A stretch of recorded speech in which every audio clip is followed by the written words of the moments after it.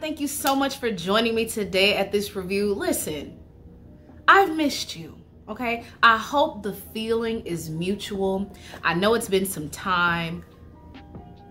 I'm not even gonna get into all the particulars, okay? No excuses, but y'all know as adults, life gets real crafty. So I'm so sorry for my absence, guys. I have truly missed sitting in front of this camera and giving y'all content and talking about this foolishness that is ready to love, okay?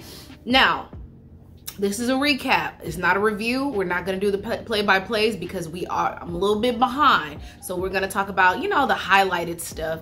Anyways, if you are new here, welcome. Join the family, okay? Hit that subscribe button when you walk in, okay? Just give you a couple seconds. Thank you. And make sure you hit that notification bell so you can get more content like this. I do this every week, especially when my life is not overcomplicated. But yeah, I do this every week. So, you know, make sure you join the family. Let's get into this review. This is episode 3, All Roads Lead to Love. So it starts off with them going to happy hour, and Tasia is I got her name right, y'all. Give me my credit when credit is due, okay? I finally got it. Tasia is the first lady to arrive with all the gentlemen, and she basically asked them, like, so why y'all put me at the bottom again, you know? So the guys are basically all tripped up. They don't know how to even answer that. You know, they're just like, well, you know, I didn't even get a chance to, you know, get to know you. And she's just like, listen, we've had enough encounters for y'all to get to know who I am. So what's the real reason? And I'm like, girl, we know the real reason. The men are as shallow as a kiddie pool, okay? Like, I hate that they put thicker women on this platform, but have men who isolate them. You know what I'm saying? Because I feel like even though it's not like how they did Tressa last season, I still feel like I get that vibe of they're not getting to know her for real, because she's a plus size woman. And it's just like, Ready to Love producers, Will Packard, Oprah, what are y'all doing? Let's get it together, okay? Get some men who truly like or love plus size women, and not on a fetishizing level, because that's gross. But get some people who actually like full-figured women, or, you know, men. You know, like let's even the playing field, because let's be real, y'all, for a second. She's the only plus size woman on the show. Why is that? You know, like that just strikes me as odd. Everybody else is super thin, you know, even though they're, you know, curvy or whatever, because, you know, but you know, they're still, she still sticks out, especially, you know, in episode 6. But we'll get there. I'm just saying, I want y'all to do better with this casting. Okay, let's do better. Okay, why is Camille already latching on to Cornelius as heavily? You know, at first it seemed like a joke, you know, sorta. Now it's like, you're giving me creep vibes, sis. Like, you can't latch on to this man like this. This is not a part of the process. Now, eventually, you know, there's a point where you need to get serious, but why are we here all of a sudden? Like, what has happened behind the scenes that's making you latch onto this man? But anyways, Corey and, I don't want to mess her name up, y'all. I'm so sorry. I'm so sorry. Mumin? Y'all, I'm sorry. I'm sorry if that's not it. And I'm sorry, Mumin, if that's not it. Can I call you Mimi for the time being until I get your name? Is that okay? Can we call her Mimi? Let's call her Mimi. Beautiful girl. So Corey apparently helped her with her car type. Child, not y'all seeing people in my background. Apparently, Corey helped her with her car tire because she had a flat. So he asked her out on a date and they're here. Great, you know, perfect. So they go on this date. He's taking selfies, you know, because he thinks he's a thirst trap. And they get there, they're walking, they're talking, and they are getting to this log. And guys, creep vibes, okay? Creep vibes. Like, why is he like this? You know, I don't know if Corey was one of those guys who grew up, you know, as a nerd in school, never got the girls, never really had any experience with dating and having a girlfriend and stuff. But if that's the case, it definitely shows, because for one, his overall presence is awkward. You know, that's the energy.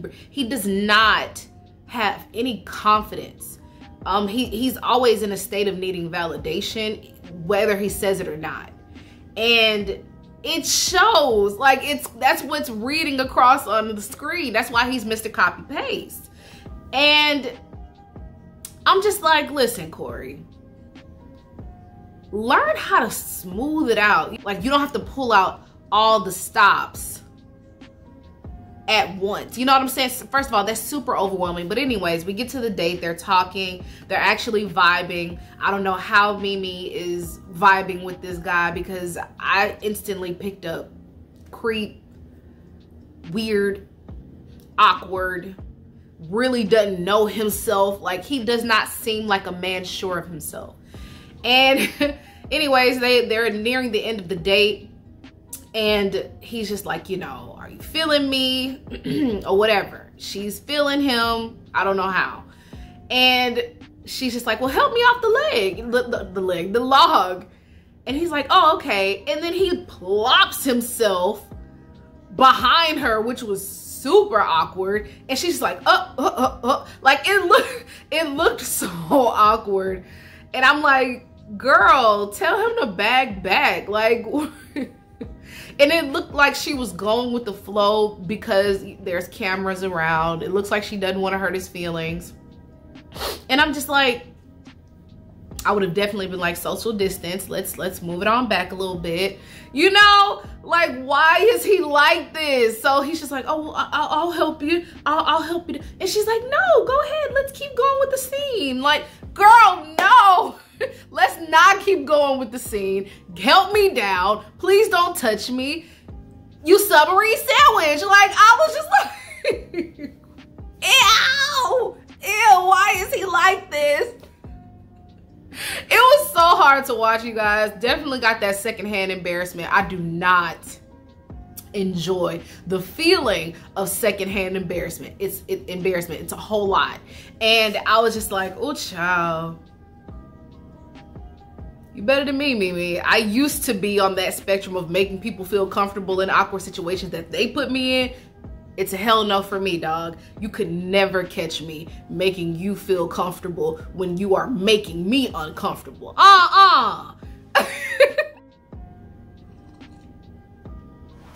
Y'all like my mug? Okay, cute. I have to stop. Okay, anyway, so Aisha and Carrington. So they go on a date, very cute. We love to see Aisha with that snatch body. Listen, I aspire, sis. They're talking, seems like they're hitting it off, and clearly she is checking every box that Carrington have. But she's 38, he's 33. Now, I do agree that the age gap between them are defining, right? Because he's in his early 30s, she's in her late 30s. So she's at a different level in her life. And from my understanding, Carrington doesn't have any children, but that's not where they are. She's questioning him about the nightlife, you know, his past, like, is he a cheater, things like that. And also about his age, because she's just like, listen, you know, you are 33. And I was like, okay, I had to listen to that again, because I'm like, well, society standards, you know, once you get to your 30s, that should be the time where you're married by now, you know, or you're at least about to get married. So I'm just like, is 30s no longer the time to settle down? Because listen, if that's the case, maybe I shouldn't be looking to settle down. I'm just kidding, but no, seriously though, y'all please drop that down in the comments and let me know. Is 30s like, no, is like that the new 20s? Like, is it not time to settle down and look for a partner? Because listen, as youthful as you want to be, life waits for nobody. You know what I'm saying? So I was just like, girl, what that mean?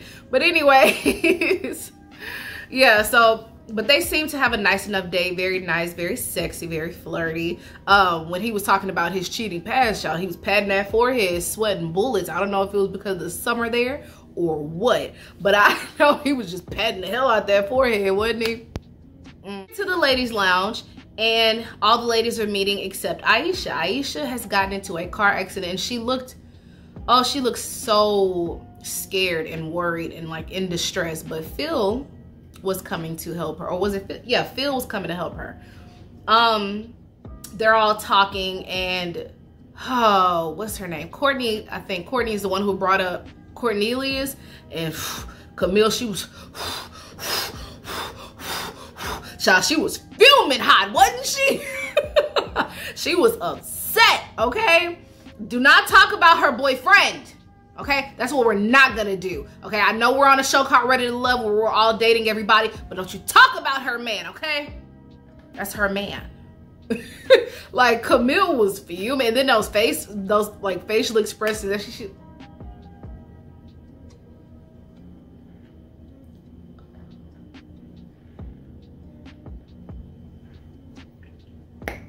like, girl, what are you doing? Anyways, so the ladies are going around, and like the vast majority of them are saying that Tyrone is a catch, right? I have my thoughts on Tyrone, but we'll get there. So so they're talking about Tyrone, and like I said, he is definitely a contender. And they all have a general consensus of putting Carrington and Corey in the bottom two. Listen, the first episode, they should have gotten rid of Corey, okay? They should not have given this man a second chance. Because for what? From my understanding, he is definitely a producer's plant. He is there for the drama. He is there to make entertaining TV. So, here we are. Camille and Carrington are going out, and Tasia and Corey are going out on the date, you know, because it's time to eliminate. And Camille is basically talking to Carrington and just like, listen, the ladies and I have been talking. We had a meeting. And, you know, we feel like you're not being authentic. It feels very much interview. It feels like, you know, we're applying, you know, for a job for the IRS. You want to know all of our business. But it's nothing intimate. It's nothing that, you know, is trying to connect on a deeper level. And he's basically like, are we on a date or is this a therapy session? Boy, what you're not going to do is try to play her like she's not making sense. Like, Carrington was such an asshole during this this part of the episode, and Sabrina definitely said during the ladies' lounge that Carrington kind of got with her about this age thing, and she, you know, like he was like being aggressive towards her, in, you know, in this manner, and it's just like, sir, what the fuck is wrong with you? But it seemed like something was off with Carrington from the beginning. So, anyways, Tasia, did I fuck it up? Tasia and Corey are talking, and she's basically giving him the same spiel, but Carrington ends up getting eliminated. But what I didn't like is that he basically like cut her off to beat her to the punch, you know? And it's just like, dude, be respectful. You know what I'm saying? Be respectful of the process, you know, be respectful because there's a lady in front of you. You know, like, don't do that. You know what I'm saying? But he's just like, I'm not ready to love. And it's just like, just take your L. Like, everybody's not lying. Everybody's not wrong. You know what I'm saying? Like, everybody had their opinion, and it just didn't sync up with the other ladies. So just be okay with that. But he just, good riddance. Anyways, I was hoping Tia would have eliminated Corey, but child, they gave him another chance. And I'm like, why? And then in that chance, he goes, so can I get a second date? Sir! He is relentless. Like, y'all, I'm telling you, Corey is... Anyways, so that sums up my recap. I hope you enjoyed. Please stay tuned for the next 2 episodes I'm going to cover. And I am going to cover Married at First Sight. Please look out for that. I'm just covering this right now because this is going to be my fastest.